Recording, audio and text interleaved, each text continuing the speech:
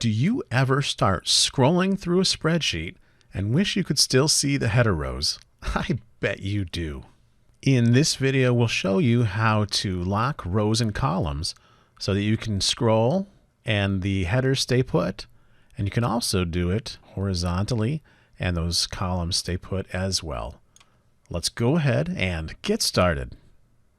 In this spreadsheet, we want to lock the top 5 rows and the leftmost 3 columns.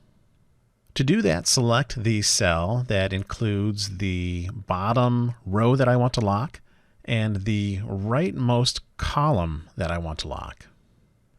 Then click on the View menu, hover over Freeze, and if I select up to current row, that will lock the top 5 rows.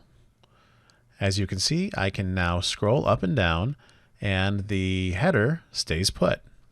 To lock the leftmost 3 columns, again, click on View, hover over Freeze, and choose up to current column. Now I've locked those leftmost rows, and now I can scroll to the right and those will stay put. Well, don't go anywhere, folks. There's actually an easier way to accomplish the same thing with fewer mouse clicks.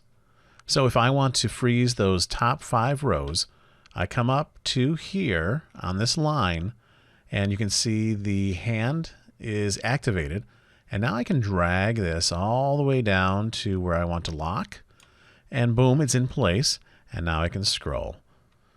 I can do the same thing with the columns, so I'll move this over past the C column that I want to lock, and again, now I can scroll right and everything is locked in place.